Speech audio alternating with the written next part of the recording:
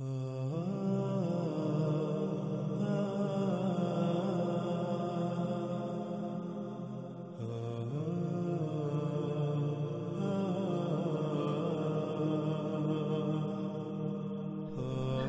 یہاں ایک اور بات واضح کرنا بہت ضروری ہے، اور وہ یہ کہ روایات میں یثرب، جسے مدینہ المنورہ بھی کہا جاتا ہے، وہاں سے ایک آگ کے ظاہر ہونے کا ذکر ملتا ہے، اور قرب قیامت ساتھ زمین کی گہرائیوں سے نکالی جانے والی آگ کو اس پر منطبق کر دیا جاتا ہے، اور پھر یہ کہا جاتا ہے کہ یہ علامت و شرط ماضی میں پوری ہو چکی۔ ناظرین، اس کی حقیقت کیا ہے؟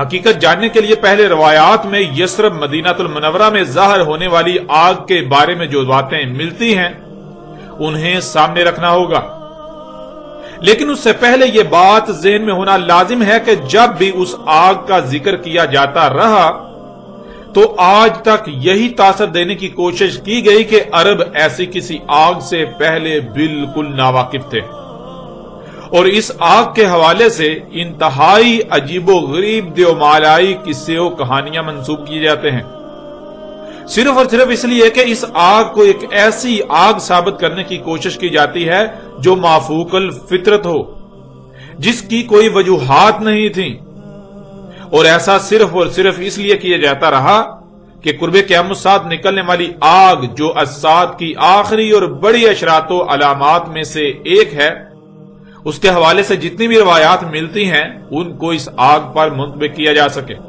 اور یوں لوگ الساعۃ کی تمام علامات و اشراط کو مافوق الفطرت اور دیومالائی قصے و کہانیاں سمجھتے رہیں جن کا حقیقت کے ساتھ کوئی تعلق نہیں۔ حالانکہ ناظرین، حقیقت تو یہ ہے کہ اس آگ کے ظہور سے پہلے بھی عرب اس آگ سے بخوبی واقف تھے جسے الحجاز سے نکلنا تھا، جس کے بارے میں رسول اللہ علیہ السلام نے کہا تھا کہ یہاں ایک آگ کا سیلاب قید ہے جو عنقریب نکلے گا۔ عرب اس آگ سے بخوبی اس لیے واقف تھے کیونکہ عرب میں پہلے بھی کئی بار اسی آگ کا ظہور ہو چکا تھا، وہ پہلے بھی کئی بار اس آگ کو دیکھ چکے تھے۔ اب آتے ہیں اس آگ کی طرف کہ وہ آگ کیا تھی، کہاں سے آئی اور اس کی وجوہات کیا تھی۔ سب سے پہلے اس آگ کے بارے میں تاریخ میں جو ذکر ملتا ہے اسے آپ کے سامنے رکھتے ہیں۔ مختلف تاریخی روایات میں ابو شامہ سے منقول ہے، وہ کہتے ہیں کہ بدھ کی رات 3 جمادی الاخرہ یعنی جمادی الثانی 654 ہجری کو مدینہ النبوی سے ایک ایسی انتہائی اونچی، بیانک، زوردار اور گرجدار آواز سنائی دی جو اس سے پہلے تک سنائی دی جانے والی آوازوں میں ایسی ہی حیثیت رکھتی تھی جیسے جسم میں ہڈی کی حیثیت و اہمیت ہوتی ہے۔ پھر ایسا زلزلہ آیا کہ اس سے پہلے آنے والے زلزلوں میں اس کی اہمیت و حیثیت ایسی ہی تھی جیسے جسم میں ہڈی کی حیثیت و اہمیت ہوتی ہے، یعنی جیسے جسم سے تمام کی تمام ہڈی نکال دینے سے جسم کی حیثیت و اہمیت رہ جاتی ہے، بالکل ایسے ہی اگر اس زلزلے کو نکال دیا جائے تو پیچھے زلزلوں کی حیثیت و اہمیت بالکل ایسی ہی رہ جاتی ہے۔ یعنی انتہائی تیز بیانک زلزلہ آیا، زمین پھٹ کر اس میں گڑے پڑ گئے، دیواروں، چھتوں، لکڑیوں اور دروازوں کو ہلا کر رکھ دیا، اور یہ سلسلہ مسلسل اس مہینے کی 5 تاریخ جمعہ تک جاری رہا۔ یعنی 3 دن مسلسل زوردار گرجدار آوازیں آتی رہیں، جس سے 3 دن مسلسل شدید زلزلہ آیا رہا، زمین پھٹتی رہی اور در و دیوار ہلتے رہے۔ پھر اس آگ کے بارے میں کہا گیا کہ اس میں بہت زیادہ شعلے تھے، جن میں 3 تو بلند و بانگ میناروں کی طرح تھے۔ اس کے علاوہ مزید اس آگ کے حوالے سے ملتا ہے کہ وہ آگ کا ایک سمندر تھا جو دریا کی طرح بہتی تھی۔ اس آگ میں بجلی کے کڑکنے جیسی کڑک تھی۔ وہ آگ پہاڑوں اور پتھروں کو کھا جاتی تھی، یعنی پہاڑوں اور پتھروں وغیرہ کو، جو پہاڑ اور پتھر وغیرہ اس کی زد میں آتے یا تو وہ آگ کے نیچے دب جاتے یا پھر وہ پگھل کر وہی آگ بن جاتے، وہ آگ انہیں پگھلا دیتی۔ وہ آگ کا دریا بہتا بہتا مدینہ کی مشرقی جانب آ گیا، جس سے عراق کی طرف آنے جانے والے رستے بند ہو گئے، یعنی وہ رستے اس آگ کے دریا کی لپیٹ میں آ گئے۔ پھر اس طرح کچھ تاریخی آثار میں یوں مذکور ہے کہ سنائی دی جانے والی آواز بالکل ایسی ہی آواز تھی جیسے زوردار بادل گرجتے ہیں۔ پھر شدید زلزلہ آیا جو 3 دن تک مسلسل جاری رہا، یعنی وقفے وقفے سے آوازیں سنائی دیتی رہیں، گرجدار، اور وقفے وقفے سے 3 دن تک مسلسل زلزلہ آتا رہا۔ زمین پھٹی اور اس میں سے آگ کا بہتا ہوا سمندر نمودار ہوا، جو بہتا ہوا مدینے کی حدود تک آ پہنچا۔ مدینہ کی حدود پر ایک بہت بڑا پتھر یعنی پہاڑی تھی۔ اس آگ نے اس پتھر یعنی اس پہاڑی کی اس سمت کو جلا کر کوئلے کی طرح کالا کر دیا جو مدینے کی متضاد سمت تھی، اور اس کا جو رخ مدینے کی طرف تھا اسے کچھ بھی نہ ہوا اور وہ آگ وہیں ٹھنڈی پڑ گئی۔ ناظرین، تاریخی آثار میں، روایات میں اس آگ کی ہولناکی کا اندازہ یوں لگایا جا سکتا ہے کہ مدینہ میں ہر کوئی تھر تھر کانپ رہا تھا، ہر کوئی یہی سمجھ رہا تھا کہ جیسے اسات قائم ہونے والی ہے اور اب کوئی بھی نہیں بچے گا۔ تمام کے تمام اہل مدینہ محمد رسول اللہ علیہ السلام کی قبر کے گرد جمع ہو کر گڑ گڑاتے رہے۔ ہر کوئی چیخو پکار کر رہا تھا، ہر کوئی توبہ کر رہا تھا۔ ایسا منظر تھا کہ ہر کوئی بلند آواز میں اپنے ہر گناہ، اپنے ہر جرم کا اعتراف کر رہا تھا اور آئندہ اللہ کا خالص غلام بننے کا عہد کر رہا تھا۔ پھر کچھ روایات میں یوں مذکور ہے کہ 3 رجب 630 ہجری کو مدینہ المنورہ کے باہر انتہائی خطرناک آگ ایک بہت بڑے شہر کی شکل میں نمودار ہوئی، جو 52 دن تک جاری رہی۔ یہ آگ پتھروں تک کو جلا دیتی تھی۔ یہ آگ چلتے چلتے مدینہ المنورہ کی حدود تک پہنچ آئی اور بالآخر ٹھنڈی ہو گئی۔ اس آگ کے بارے میں بھی بالکل وہی علامات بیان کی گئیں جو پیچھے بیان کردہ آگ کے بارے میں بیان کی گئیں، یعنی اچانک زوردار گرجدار آواز کا سنائی دینا، پھر شدید زلزلے کا آنا یعنی شدید زلزلوں کا آنا، اور آگ کا دریا نمودار ہونا۔ پھر کچھ روایات میں یہ بات بھی ملتی ہے کہ مدینہ المنورہ سے باہر پہاڑی گھاٹیوں میں اچانک ایک آگ نمودار ہوئی جس سے 3 دن مدینہ مسلسل زلزلے سے لرزتا رہا۔ ہر کوئی شدید خوف کا شکار تھا، یوں لگ رہا تھا کہ اسات قائم ہونے والی ہے اور اب کوئی بھی نہیں بچے گا۔ وہ آگ دریا کی طرح بہتی تھی، کئی دن تک مسلسل بہتی رہی اور بالآخر ٹھنڈی ہو گئی۔ اس طرح ناظرین، روایات میں عمر فاروق رضی اللہ تعالیٰ عنہ کے دور حکومت کا واقعہ بھی ملتا ہے کہ عمر فاروق رضی اللہ تعالیٰ عنہ کے دور حکومت میں مدینہ کے قریب ایک کنویں سے دخان یعنی گیس نکلتی رہی، دھواں اٹھتا رہا۔ پھر ایک دن اچانک زوردار گرجدار آواز سنائی دی جس سے مدینے میں زلزلہ آیا اور وہاں سے آگ نکلی جو مدینہ کی متضاد سمت میں بہتی رہی اور پھر بعد میں ٹھنڈی پڑ گئی۔ یہاں ناظرین یہ بات واضح ہے کہ عمر بن خطاب رضی اللہ تعالیٰ عنہ کے دور حکومت میں نکلنے والی آگ اور زلزلہ، یہ دونوں واقعات بیک وقت رونما ہوئے، مگر انہیں 2 مختلف واقعات بنا دیا جاتا ہے۔ حالانکہ حقیقت یہ ہے کہ 2 مختلف واقعات نہیں ہیں، یہ ایک ہی واقعہ تھا۔ پھر روایات میں یہ بات بھی ملتی ہے کہ عین اسی مقام سے عثمان رضی اللہ تعالیٰ عنہ کے دور حکومت میں بھی دھواں نکلتا رہا۔ اس طرح کچھ روایات میں یہ بات بھی ملتی ہے کہ مدینہ کی مشرقی جانب پہاڑی وادیوں میں ایک آگ نمودار ہوئی، کچھ دن بعد وہ آگ اس جانب ٹھنڈی پڑ گئی، پھر مدینہ کے شمال کی جانب نمودار ہوئی، پھر وہاں کافی دن رہی، اس کے بعد وہاں بھی ٹھنڈی پڑ گئی، اور ان دونوں مقامات سے ظاہر ہونے والی آگ کی بھی وہی علامات بیان کی جاتی ہیں جو پیچھے بیان کی جا چکی ہیں۔ پھر ناظرین ایک ایسی آگ کے ظہور کا بھی ذکر ملتا ہے جو کہ مکہ سے بھی دیکھی گئی، یعنی ایک ایسی آگ بھی ظاہر ہوئی جسے اہل مکہ نے بھی دیکھا، اور وہ آگ بھی بالکل انہی خصوصیات و علامات کی حامل تھی جو یثرب یعنی مدینہ المنورہ کی گھاٹیوں سے ظاہر ہوتی رہی۔ اور مکہ سے دیکھی جانے والی آگ کے حوالے سے بھی جو روایات ملتی ہیں ان میں بھی اوقات اور مقامات مختلف ہیں، لیکن مکہ سے مختلف اوقات و مقامات سے دیکھی جانے والی آگ کو بھی وہی واقعہ سمجھ لیا گیا جو کہ یثرب یعنی مدینہ المنورہ سے منسوب ہے۔ اب ناظرین یہ بات یاد رکھیں کہ نہ صرف یہ سب الگ الگ واقعات ہیں بلکہ یہ الگ الگ اوقات میں اور الگ الگ مقامات پر وقوع پذیر ہوئے، لیکن آج تک ایسا کیا جاتا رہا کہ آگ والے تمام واقعات کو ایک ہی واقعہ بنا دیا گیا جو ایک ہی واقعے کے 2 مختلف پہلو تھے، یعنی عمر فاروق رضی اللہ تعالیٰ عنہ کے دور حکومت میں نکلنے والی آگ اور زلزلہ انہیں دو مختلف واقعات بنا دیا گیا۔ اب سوال یہ پیدا ہوتا ہے کہ آخر ایسا کیوں کیا گیا؟ تو اس کا جواب ناظرین یہ ہے کہ ایسا کرنے کی دو وجوہات تھیں۔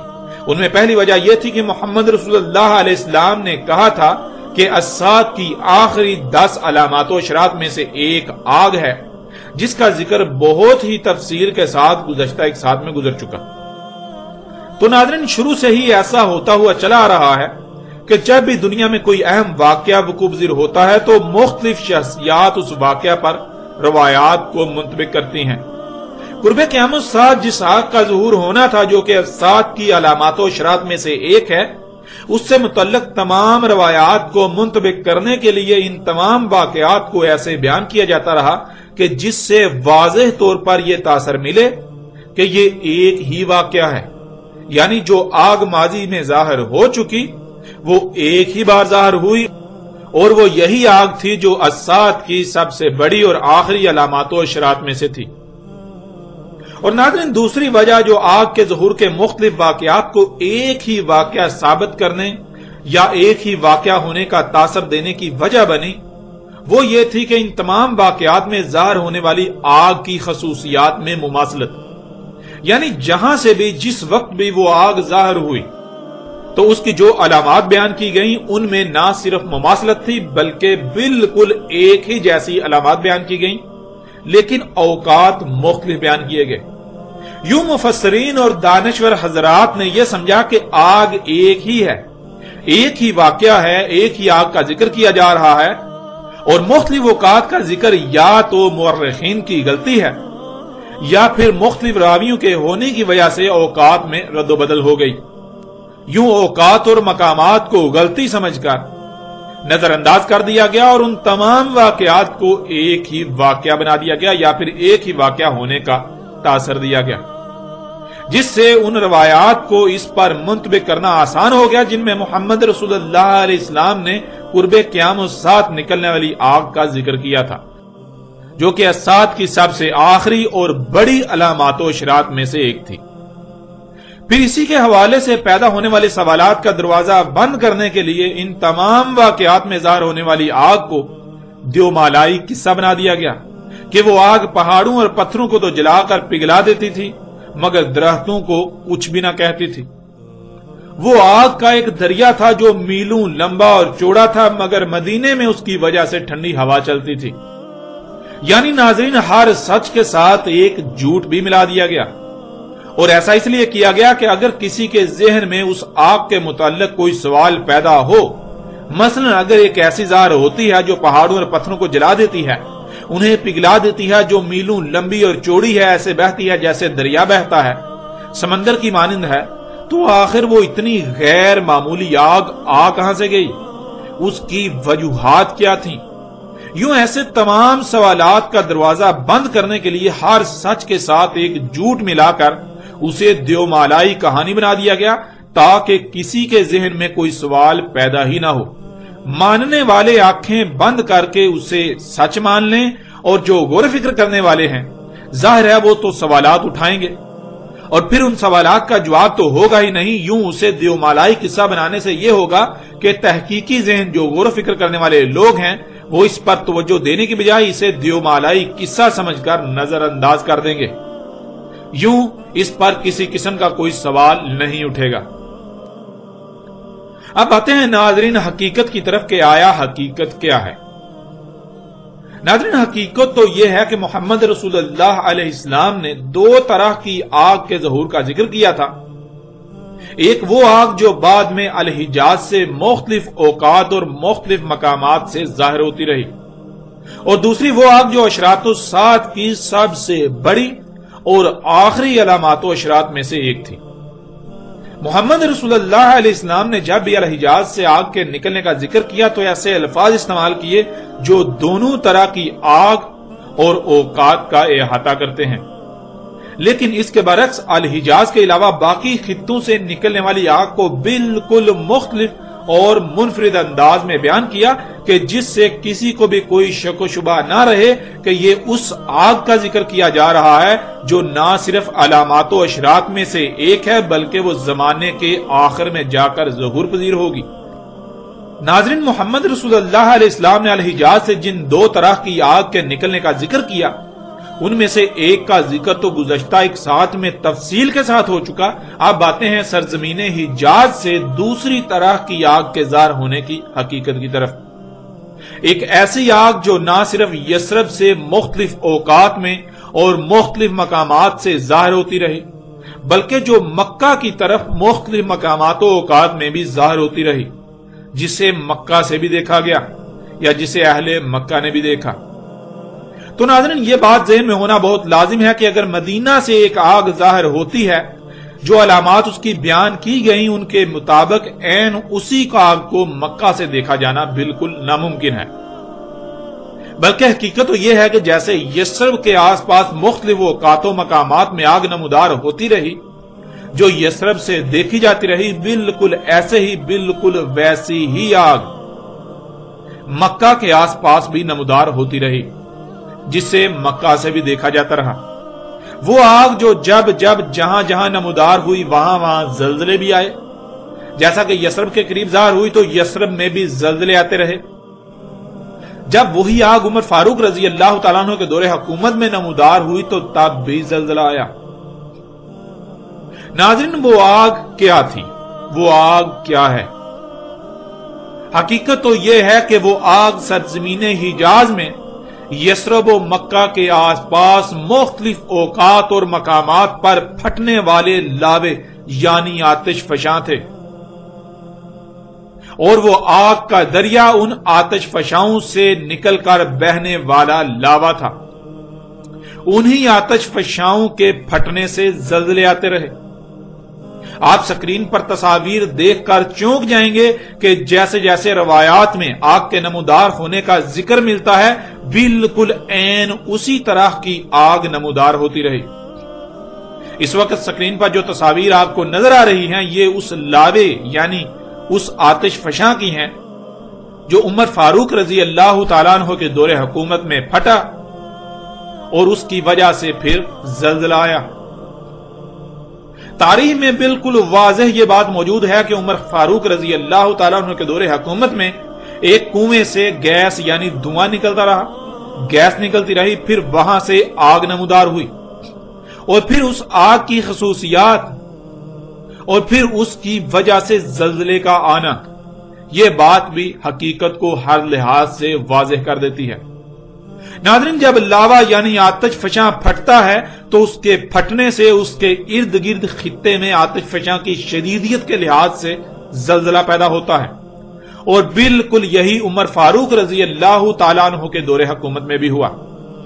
وہ کنواں جس میں اس وقت آگ نمودار ہوئی تھی اور وہ آگ مدینہ کی بجائے اس کی مخالف سمت میں بہ رہی تھی، اسے آج آپ اپنی آنکھوں سے دیکھ رہے ہیں۔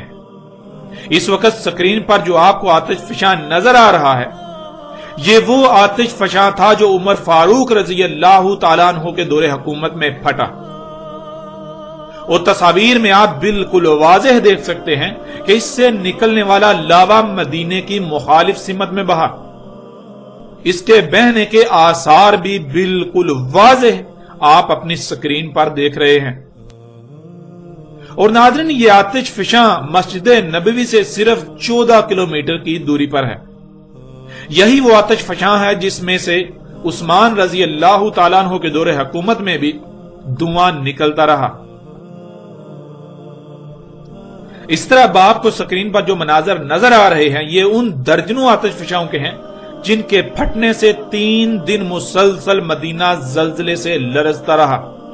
ہر کوئی خوف کا شکار تھا، گرجدار زوردار آوازیں آتی رہیں، آگ کے بلند و بانگ شعلے مناروں کی طرح بلند ہوتے رہے۔ ان سے نکلنے والا آگ کا دریا، آگ کا سمندر جو پہاڑوں اور پتھروں کو پگھلا رہا تھا، اور یہ آگ کا دریا کئی کلومیٹر تک بہتے بہتے مدینہ کی حدود تک آ پہنچا اور مدینہ کی حدود پر آ کر رک گیا۔ اس آگ کے دریا سے رات کو مدینہ ایسے ہی روشن ہوتا تھا جیسے دن کو سورج کی روشنی ہوتی ہے، اور دن کو اس کی روشنی کے سامنے سورج کی روشنی بھی مان پڑ جاتی تھی۔ नाज़रीन, तारीख में बिल्कुल वाज़ेह अल्फाज में यह बात मज़कूर है कि वो आग जब मदीना की हदूद पर पहुंची तो मदीना की हदूद पर एक बहुत बड़ा पत्थर था। उसकी जो सिमत मदीना की तरफ थी उसे तो कुछ भी ना हुआ, लेकिन उसके बरक्स उसकी जो मदीना की मुखालिफ सिमत थी, उस आग ने उस पत्थर को उस सिमत से जलाकर कोयले की तरह काला कर दिया और वो आग वहीं की वहीं ठंडी हो गई, वहीं की वहीं रुक गई।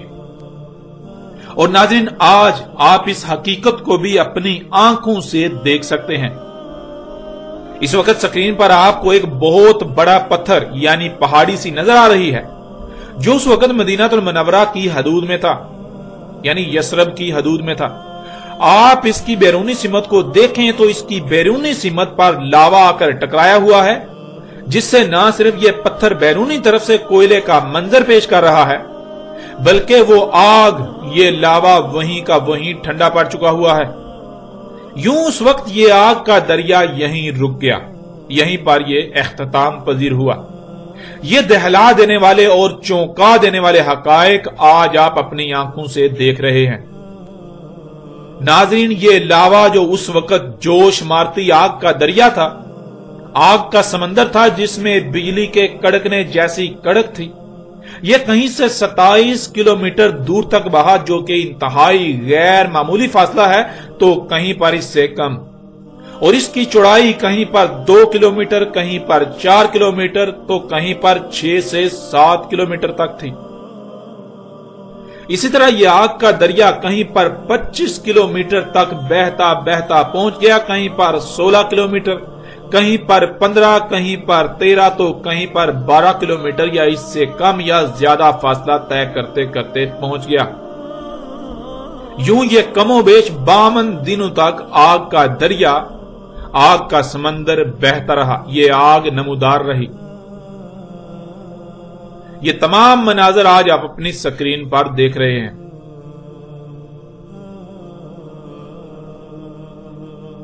और इसके अलावा अभी साथ ही आप देखें कि इस वक्त जो स्क्रीन पर आपको मनाजर नजर आ रहे हैं, ये आतिश फिशां 654 हिजरी की बजाय उससे पहले 630 हिजरी में फटे थे।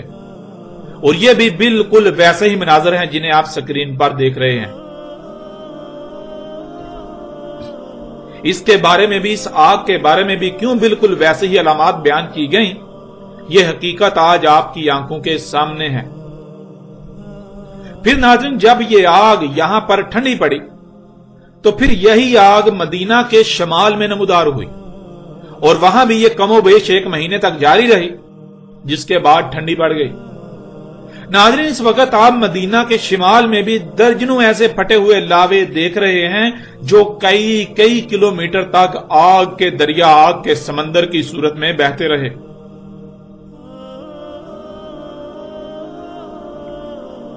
इसी तरह अगर मक्का की तरफ आए तो आपको यही आग मक्का के आसपास भी निकली हुई नजर आएगी। यानी जैसे मदीना के करीबो ज्वार पहाड़ी घाटियों में लावे फटे, बिल्कुल ऐसे ही मक्का के अतराफ पहाड़ी घाटियों में भी लावे फटे, जो आग के दरिया की सूरत में कई कई किलोमीटर तक बहते रहे।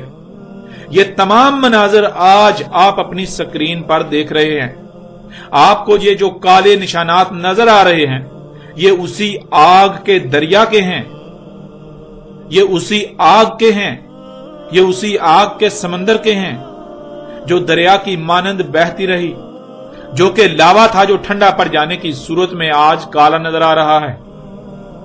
इस तरह नाज़रीन, ये आग अल हिजाज, यसरब और मक्का के दरमियान कई मकामात पर जाहिर हुई और आप इस खित्ते में दर्जनों नहीं बल्कि सैकड़ों फटे हुए और दरिया की तरह बहे हुए लावे देख सकते हैं। उनके आसार बिल्कुल नुमायां नजर आ रहे हैं। नाज़रीन, इसके अलावा आपको सऊदी अरब की साहली पट्टी, यमन, इरिटेरिया और उसके आसपास के खित्ते में हजारों फटे हुए लावे नजर आएंगे, जो हजारों नहीं बल्कि लाखों मरबा किलोमीटर के वसी रकबे पर फैले हुए हैं।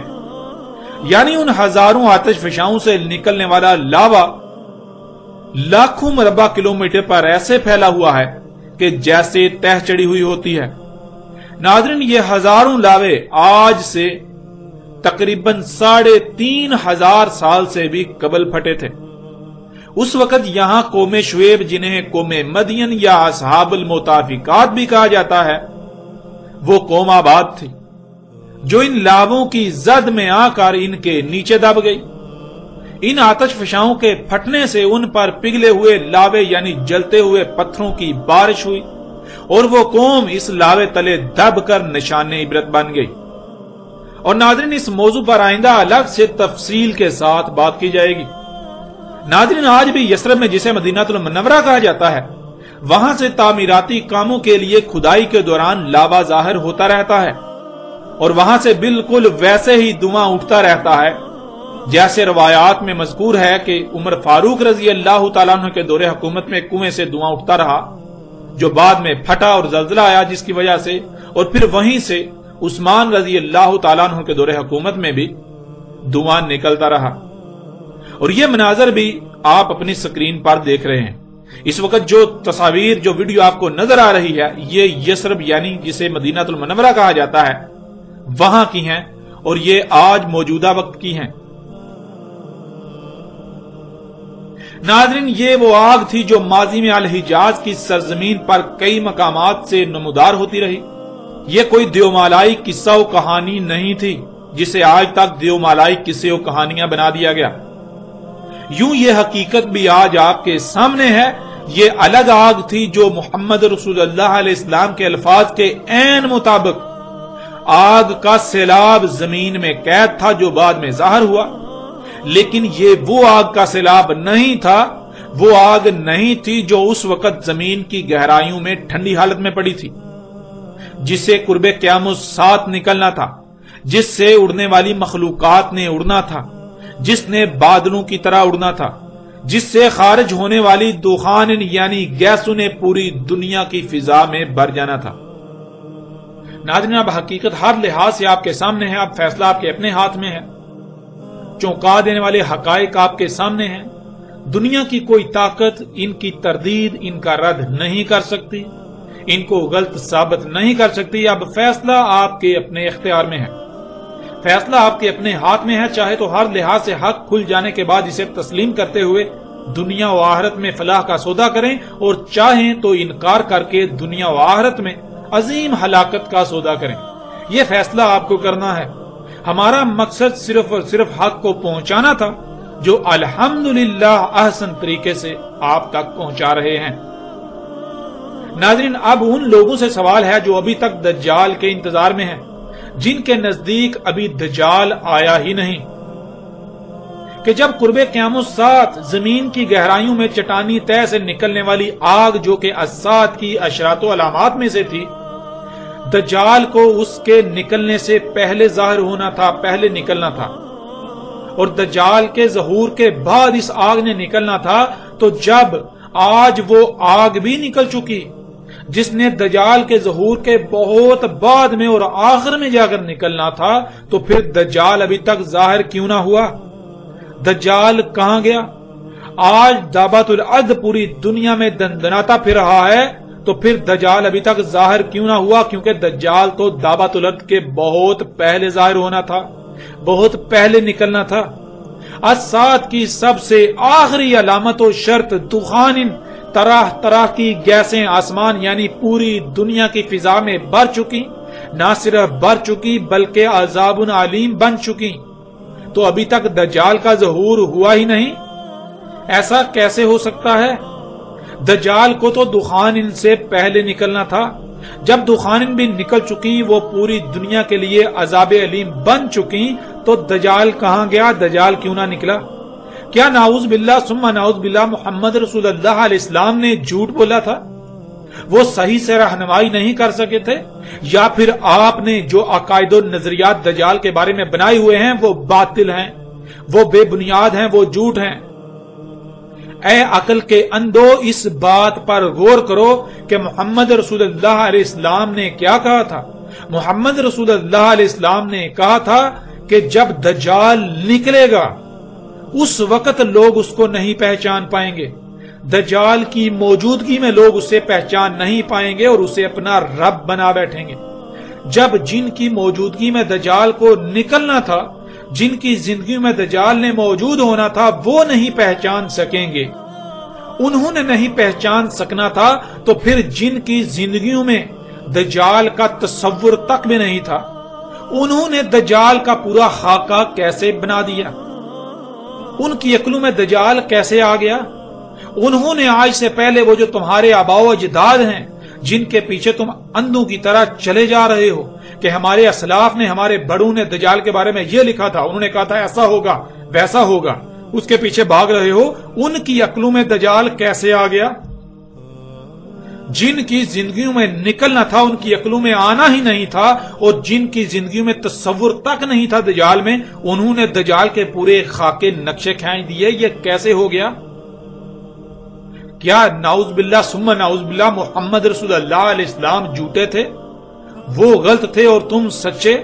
اپنی آنکھیں کھولو، اپنی آنکھیں کھولو، ہوش کے ناخن لو، عقل سے کام لو، اس سے پہلے کہ دیر ہو جائے۔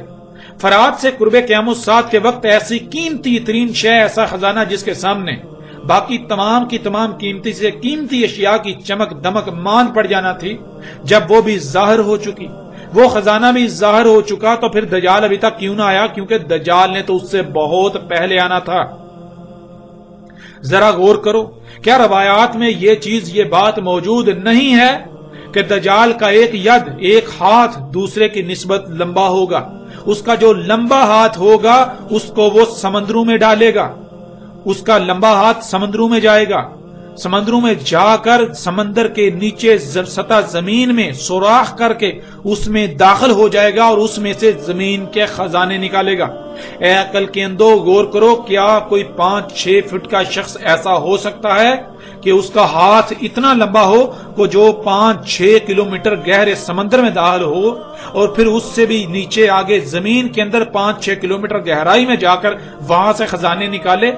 یعنی کیا ایسا ممکن ہے کہ ایک 5-6 فٹ کا ٹھیکنے قد کا شخص ہو اور اس کا 12 کلومیٹر لمبا ہاتھ ہو؟ کیا ایسا ممکن ہے؟ اے عقل کے اندھو، غور کرو، آج یہ سب تمہارے سامنے ہو چکا، آج یہ سب تمہارے سامنے ہو رہا ہے۔ غور کرو، دجال کیا ہونا تھا؟ دجال نے رب ہونا تھا۔ کون سا رب؟ اصل رب یا نقل رب؟ دجال نے نقل رب ہونا تھا۔ تو نقل تو اصل کی آتی ہے، نقل کو اس وقت تک نہیں پہچانا جا سکتا جب تک کہ اصل کی پہچان نہ ہو۔ اگر تم یہ کہتے ہو کہ دجال ایک شخص ہے تو لا محالہ اس کا مطلب یہ ہے کہ تمہارے عقائد و نظریات یہ ہیں کہ دجال چونکہ نقل رب ہے تو اصل جو ہے وہ بھی پھر ایک شخص ہے، یعنی اللہ ایک شخص ہے، ایک 6 فٹ کا شخص ہے۔ تم یہ ثابت کرتے ہو اپنے اعمال سے، اپنے دعووں سے۔ ظاہر ہے نقل تو اصل کی آتی ہے۔ دجال جو کہ اصل نہیں نقل رب ہوگا، اگر وہ 5-6 فٹ کا ایک شخص ہوگا یا اس سے بھی ٹھگنے قد کا ایک شخص ہوگا، ٹیڑھی ٹانگوں والا، گنگریالے بالوں والا، تو پھر بلا شک و شبہ جس کی نقل ہے وہ تو اصل بھی تو ویسی ہی ہوگی نا، کیونکہ نقل تو اصل کی آتی ہے۔ تو غور کرو، کیا اللہ ایسا ہے؟ اگر دجال کو پہچاننا ہے تو پہلے اپنے اصل رب کو پہچانو۔ غور کرو، کون ہے جس نے تمہیں وجود دیا؟ کون ہے جو تمہیں آکسیجن دے رہا ہے؟ آکسیجن کیسے خلق کر رہا ہے؟ کون ہے جو تمہیں کھانے کو رزق دے رہا ہے؟ غور کرو، پیچھے فطرت پر جاؤ۔ تمہارے آباء و اجداد کو جب یہ مشینیں، یہ ایجادات نہیں تھیں تو تب وہ کون سا رزق، وہ رزق کہاں سے آتا تھا؟ اس کائنات میں کون سی ایسی مخلوقات، مشینیں تھیں جو اس رزق کو ان کے لیے خلق کرتی تھی؟ غور کرو، اصل رب سامنے آ جائے گا۔ اصل رب جو ہے وہ بھی مخلوقات کا مجموعہ ہے، لیکن وہ فطرتی مخلوقات، وہ فطرت ہے۔ نقل رب مصنوعی مخلوقات کا مجموعہ ہے۔ یہ ہے اصل اور نقل۔ جب تم نے اصل رب کو پہچان لیا تو نقل رب کو بھی پہچان لوگے۔ یوں حق ہر لحاظ سے تمہارے سامنے ہے۔ اصل رب تمام کی تمام فطرتی مخلوقات کا مجموعہ، وہی مخلوقات آگے مخلوقات کو وجود دے رہی ہیں، وہی مخلوقات دوسری مخلوقات کی ضروریات خلق کر رہی ہیں۔ نقل رب مصنوعی مخلوقات کا مجموعہ۔ اصل رب بالکل پرفیکٹ، جو شے بھی خلق ہوتی ہے مکمل پرفیکٹ، کسی قسم کا اس کا نقصان نہیں، فائدے ہی فائدے اس کے استعمال سے، جیسا استعمال اس کا کرنے کی اجازت دی گئی۔ نقل رب دیکھو یہ مصنوعی جو اشیاء ہیں، مصنوعی مشینیں، یہ مخلوقات انسان کے اپنے ہاتھوں سے خلق کردہ، یہ جو کچھ خلق کر رہی ہیں، ان سے کیا ہو رہا ہے؟ کیا پوری زمین، پوری دنیا فساد زدہ نہیں ہو گئی؟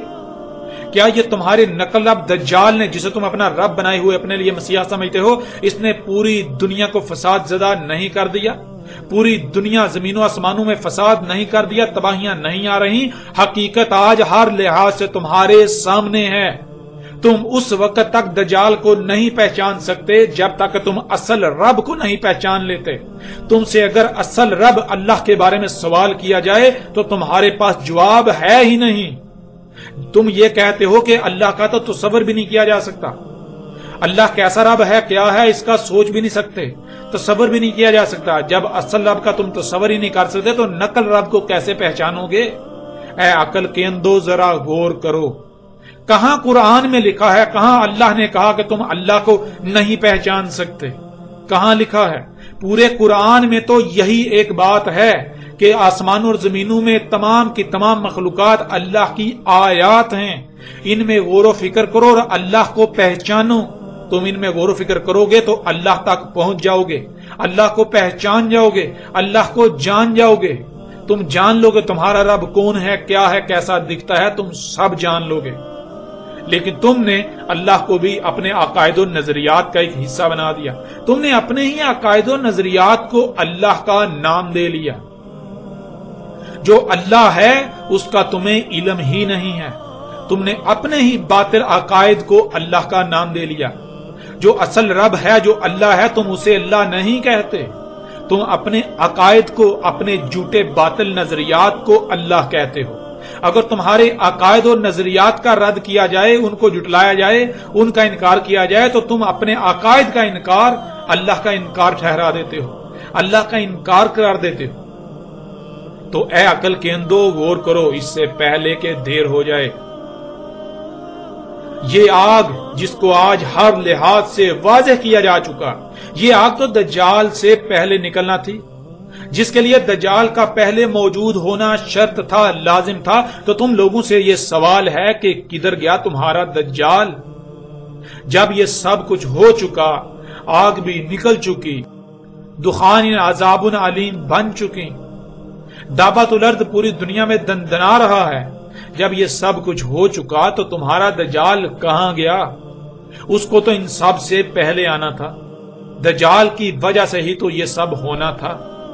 تو غور کرو، تمہارا دجال ابھی آیا ہی نہیں۔ اے عقل کے اندو غور کرو، تم بنی اسرائیل کی مسل ہو، جو بنی اسرائیل نے کیا تھا تم نے بھی وہی کرنا تھا۔ تو غور کرو، کیا تم وہی نہیں کر رہے؟ بنی اسرائیل میں غور کرو انہوں نے کیا کیا تھا، پھر اپنے گریبان میں جھانکو، تمہیں بنی اسرائیل میں اور خود میں ایک رائی برابر بھی فرق نظر نہیں آئے گا۔ حق اس قدر واضح ہو جانے کے باوجود بھی اپنی جہالت پر ڈٹے رہو گے تو جان لو دنیا و آخرت میں تمہیں ہلاکت سے کوئی نہیں بچا سکتا۔ اپنی عقلوں کا علاج کراؤ اس سے پہلے کہ وہ وقت آ جائے جب تم اپنی عقلوں پر ماتم کرنا شروع کر دو، لیکن تب بہت دیر ہو چکی ہوگی۔ تب سوائے ہلاکت و پچھتاوے کے کچھ نہیں رہے گا، کچھ تمہارے ہاتھ نہیں آئے گا۔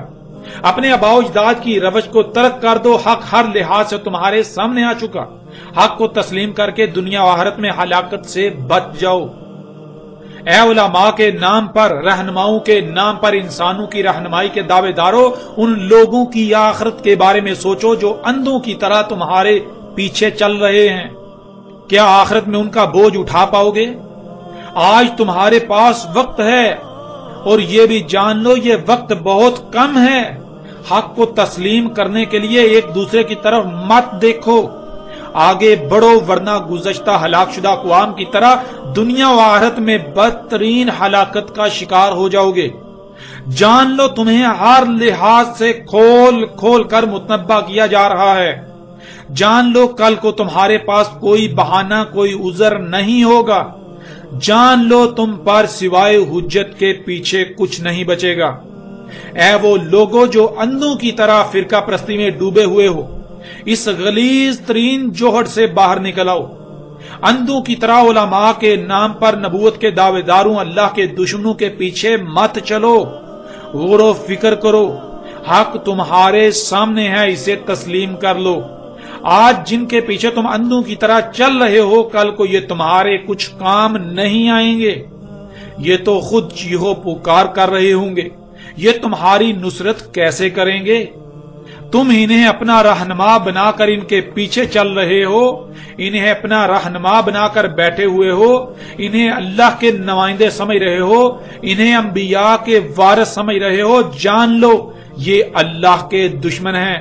اگر یہ حق کی تصدیق نہیں کرتے، حق کی تائید نہیں کرتے، اگر یہ حق کی نصرت نہیں کرتے تو یہ اللہ کے دشمن ہیں، یہ انبیاء کے وارث نہیں ہیں، یہ اللہ کے نمائندے نہیں ہیں، یہ تمہارے رہنما نہیں ہیں، یہ رہنماؤں کی شکل میں، رہنماؤں کی صورت میں راہزن ہیں، یہ لٹیرے ہیں، یہ اللہ کے دشمن ہیں، یہ اللہ کے باغی ہیں، یہ بہت بڑے دھوکے باز اور مکار ہیں۔